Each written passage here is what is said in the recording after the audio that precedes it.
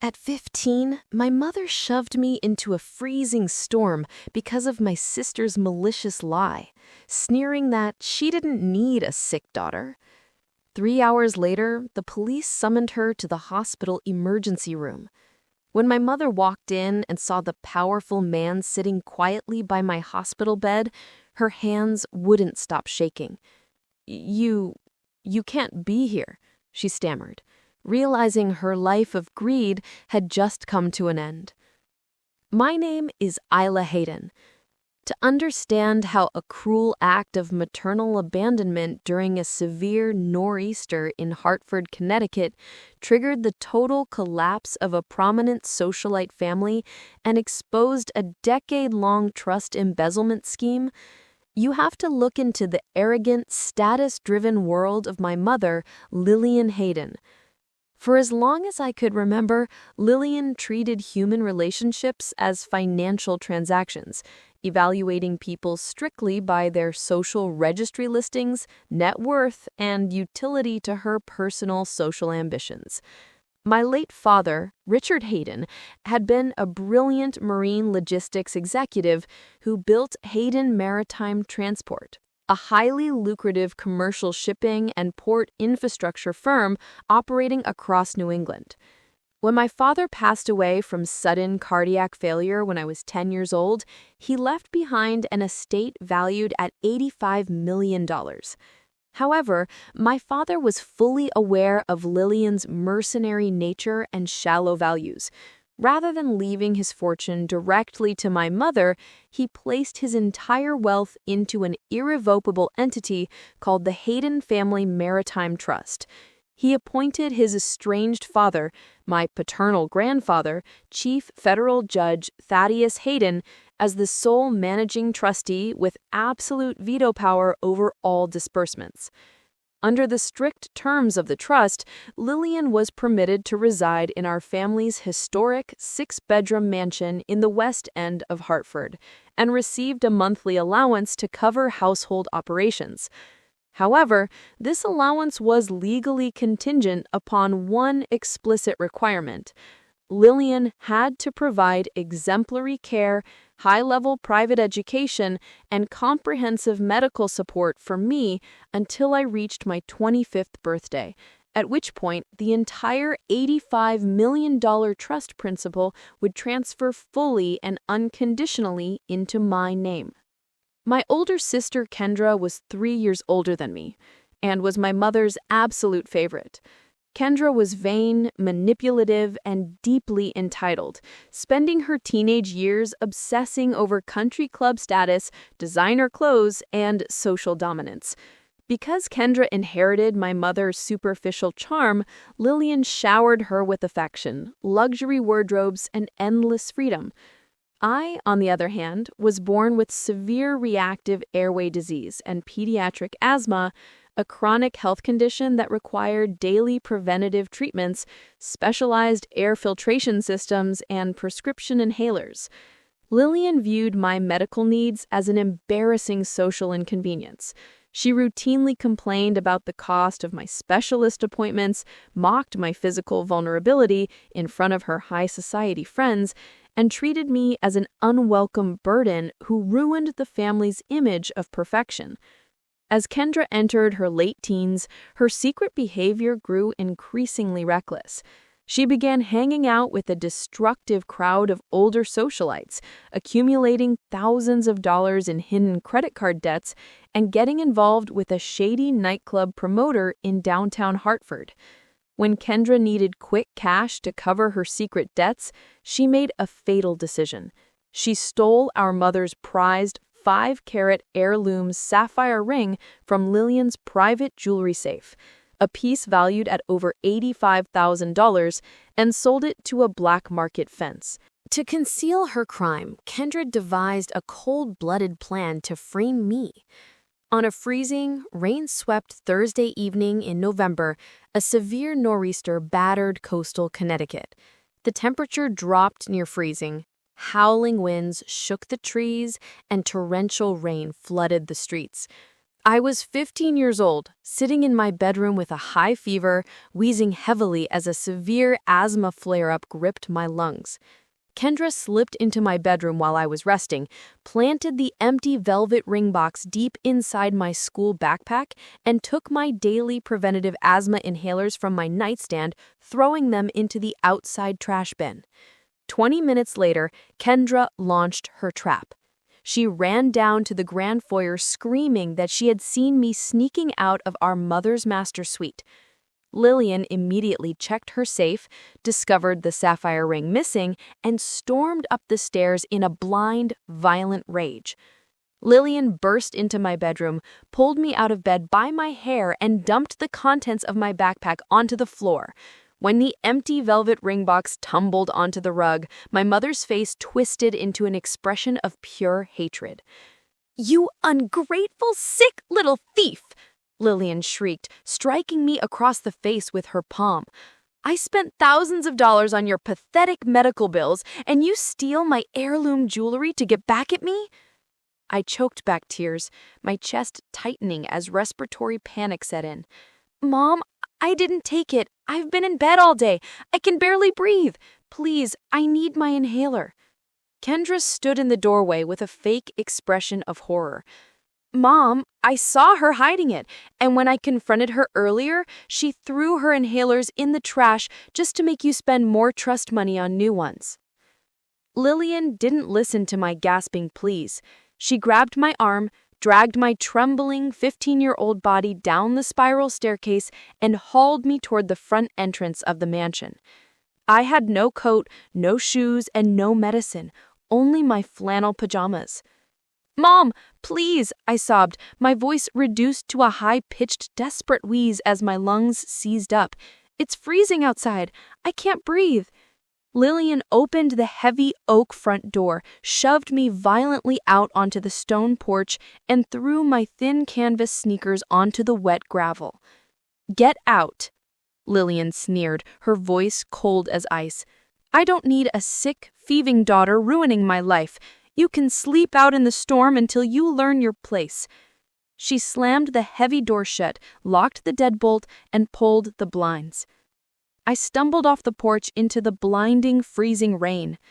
The icy wind cut through my thin pajamas like needles, and the freezing air hit my inflamed bronchial tubes, causing my lungs to lock up completely. I couldn't draw in air. My vision began to blur. Dark spots danced before my eyes, and my legs gave out. I collapsed onto the freezing pavement of the public sidewalk 3 blocks from the house, curled into a ball, suffocating quietly in the dark storm. What my mother and sister did not know was that Chief Federal Judge Thaddeus Hayden was traveling through the West End that exact evening in a chauffeured black government sedan, returning from an emergency federal judicial conference in New Haven. As the sedan navigated the flooded, rain-slicked boulevard, Judge Thaddeus's lead security officer spotted a small, motionless body lying on the sidewalk beneath a street lamp. "Judge Hayden, there's a child down on the sidewalk," the officer stated, stopping the vehicle immediately. Judge Thaddeus and his security detail rushed into the freezing rain. When the veteran judge knelt down and turned my pale, blue-lipped face toward the light, he recognized his granddaughter immediately. "Isla!" Judge Thaddeus gasped, his authoritative voice cracking with horror as he checked my faint, irregular pulse. "She's in severe hypoxia. Get her into the car right now. Call an emergency medical transport and notify Hartford Memorial Hospital." With lights flashing and sirens blaring, the federal security detail rushed me to the pediatric intensive care unit. Emergency room physicians immediately intubated me, administered high-dose intravenous steroids, and placed me under heated thermal blankets to fight severe hypothermia and acute respiratory failure. The attending ER physician and the hospital social worker immediately contacted the Hartford Police Department to report an appalling case of felony child endangerment and abandonment. At 11 o'clock that night, 3 hours after she had locked me out in the storm, Lillian was sipping white wine in her warm living room when her phone rang. It was an officer from the Hartford Police Department, directing her to report to the pediatric ICU at Hartford Memorial Hospital immediately regarding her daughter. Lillian assumed I had been picked up by a patrol officer wandering the streets and was thrilled at the prospect of playing the long-suffering, dignified mother dealing with a troubled runaway teenager in front of the authorities. She put on a luxurious mink coat, instructed Kendra to stay home, and drove to the hospital with a practiced look of grief on her face. When Lillian pushed open the heavy glass doors of the pediatric ICU, she adjusted her posture, preparing to deliver a dramatic performance to the social workers. "Officer, I am Lillian Hayden," she began in a loud, sorrowful voice. "My poor daughter has severe behavioral issues and ran away into the storm despite my desperate efforts to—" Lillian stopped dead in her tracks. The words froze in her throat. Sitting stoically in an armchair beside my intubated hospital bed was Chief Federal Judge Thaddeus Hayden. Flanking him were the chief of the Hartford Police Department, 2 senior state police detectives, and 2 armed United States Marshals. The room fell into a suffocating, dead silence. Lillian's face drained of every ounce of color. Her eyes widened in sheer panic, and her hands began trembling so violently that her designer leather handbag slipped from her fingers, hitting the floor. You can't be here," Lillian stammered, her voice shaking uncontrollably as she backed away toward the door. "Thaddeus, what are you doing in Hartford?" Judge Thaddeus stood up slowly. Standing 6'2" with white hair and razor-sharp blue eyes, he radiated a terrifying, unyielding authority that made Lillian shrink back against the wall. "I am here, Lillian," Judge Thaddeus said, his deep voice trembling with suppressed rage, "because I pulled my 15-year-old granddaughter out of a freezing gutter where you left her to suffocate to death in a nor'easter." "No, that's a misunderstanding," Lillian panicked, her voice rising to a frantic shriek. "Isla stole my diamond ring. She was rebellious. She ran out into the rain herself." The state police detective stepped forward, holding up a clear plastic evidence bag containing a formal pawn shop receipt and surveillance video obtained just 1 hour earlier. "Mrs. Hayden, we have already recovered your sapphire ring from a pawn shop on Main Street. The transaction receipt, thumbprint, and surveillance video clearly identified the seller as your older daughter, Kendra Hayden. Your 15-year-old daughter had nothing to do with it."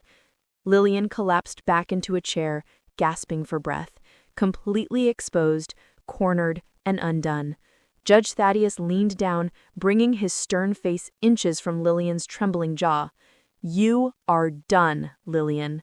You just signed your own legal and financial execution." That night marked the absolute turning point of my life. Before sunrise, Judge Thaddeus executed emergency judicial orders, stripping Lillian of her parental rights and transferring full legal guardianship of my person and medical care to himself. I was removed from that toxic household forever, moving into my grandfather's secure, serene estate in Farmington, Connecticut. Under my grandfather's loving care and protective oversight, my health stabilized dramatically. I received top-tier medical care, finished high school with top honors, and went on to attend Boston College, where I earned a bachelor's degree in finance and a master's degree in forensic accounting. However, Judge Thaddeus was a master of long-term judicial strategy. He knew that under the explicit terms of my father's trust, Lillian could not be legally evicted from the West End mansion until I turned 25, the exact date of final trust distribution. Rather than launching an immediate public lawsuit that might allow Lillian to hide assets, Judge Thaddeus instructed his team of private investigators and forensic auditors to place Lillian and Kendra under silent, continuous financial surveillance for 10 full years. For a decade, Lillian and Kendra lived in a fool's paradise. They believed that because 10 years had passed since that storm, they had gotten away with their cruelty. Lillian continued living in the West End mansion, spending trust maintenance funds, while Kendra launched a boutique fashion line that was secretly bleeding money. They had no idea that every single check Lillian wrote, every unauthorized withdrawal she made from my medical allowance fund, and every fraudulent tax return Kendra filed was being logged, verified, and compiled into a massive federal indictment file. Last week, I turned 25 years old. The morning of my 25th birthday marked the precise moment the Hayden Family Maritime Trust transferred fully and completely into my legal control. It was also the day the trap snapped shut. Lillian and Kendra were hosting an extravagant afternoon tea party at the West End mansion, inviting 40 prominent Connecticut socialites to celebrate the 10-year anniversary of Kendra's boutique business. At 2 o'clock in the afternoon, as Lillian stood near the marble fireplace, boasting about her family's enduring legacy, 3 black SUVs pulled into the circular driveway, accompanied by 2 marked Hartford police cruisers and officials from the state attorney general's office.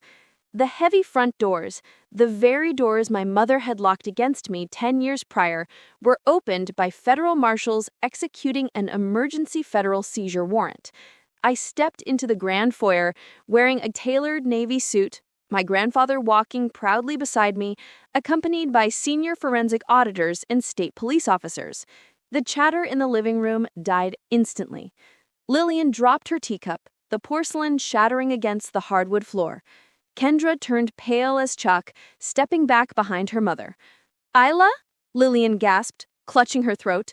"What is the meaning of this public disruption?" I walked calmly into the center of the room, pulled a thick leather binder from my briefcase, and looked my mother directly in the eye. "Good afternoon, Lillian," I said, my voice echoing clearly across the silent room. "Today is my 25th birthday. As of 8 o'clock this morning, I am the sole owner of this property, the Hayden Maritime Trust, and every asset associated with my father's name." Kendra stepped forward angrily. "You can't just barge in here with cops, Isla. This is our home." "Not anymore, Kendra," I replied with cool, razor-sharp precision. I opened the binder and nodded to the lead state police investigator. "Over the past 10 years, I announced to the assembled guests, our forensic audit revealed that Lillian Hayden illegally embezzled $1.4 million from my designated pediatric medical trust fund, using public funds to pay off Kendra's personal credit card debts and fund her failed boutique." Gasps erupted among the high society guests. "Furthermore," I continued, "the state attorney general has officially issued formal indictments against Kendra Hayden for commercial bank fraud, tax evasion, and grand larceny regarding falsified business loans." The lead detective stepped forward, pulling iron handcuffs from his belt. "Lillian Hayden and Kendra Hayden, you are under arrest for grand larceny, felony trust embezzlement, and commercial fraud." In front of 40 of their wealthiest friends, business associates, and social rivals, steel handcuffs clicked tightly over Lillian and Kendra's wrists. Lillian broke down into pathetic, hysterical sobs, screaming for mercy, while Kendra wept uncontrollably as officers escorted them out the front door and into the back of police cruisers. The legal and financial destruction of Lillian and Kendra Hayden was swift, absolute, and unyielding. Faced with 10 years of undeniable forensic bank records, wire transfer logs, and forged trust documents compiled by my legal team, Lillian pleaded guilty to felony trust embezzlement and grand larceny. She was sentenced to 6 years in a state correctional facility and ordered to pay $1.4 million in direct restitution. Kendra was convicted of felony bank fraud and tax evasion, receiving a 4-year prison sentence. Her boutique business was liquidated by court order to satisfy outstanding creditor claims. The West End mansion was officially cleared of their presence. Rather than living in the house that held such painful childhood memories, I transformed the historic estate into the Isla Hayden Center for Pediatric Health and Youth Protection, a fully funded nonprofit facility that provides emergency shelter, specialized medical care, and legal advocacy for vulnerable, illness-afflicted children facing domestic abuse and neglect. Today, sitting in my bright, sunlit office, overseeing the foundation, looking out over peaceful gardens while holding a warm cup of tea, I feel an overwhelming sense of fulfillment and victory. I survived the cold storm of betrayal, reclaimed my heritage, and proved that truth, resilience, and unyielding justice will always triumph over arrogance and cruelty.